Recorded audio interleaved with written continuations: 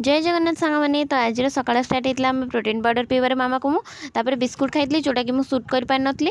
आम खाई lunch lunch आज होता पखाड़ा भात आंब काकुड़ी ता सहित बंधाकोबी भजा होता बहुत ही टेस्ट होता खाइबाटा। तापर 4टा बेले को मुझे कुरकुरे आनी कुरकुरे सेव टमाटो काकुड़ी पियाज पकई गोटे पाग बनाई 4टा बेले खाला आज लंच रे जेहेतु पखाड़ा भात खिया तो मामा राति भात आम कहलु भात बनई भात डाली प्रॉपर पूरा सिंपल खाଇବା होता भात डाली सहित हूँ आलू बैगण चोखा होता जोटा कि बहुत ही यम लगी आई खाइबाटा आपण मैंने थे निहाती निश्चय घर ट्राए तो ऑब्वियसली करेंगे आम ओडिया मैंने ये खाइबाटा केमती लगे मत कमेंट माध्यम निहत जनइबे मत आम घर समस्त को भात डाली आलू भर्ता सिंपल खाइबार भात डाली आलू चोखाटा बहुत ही भल लगे।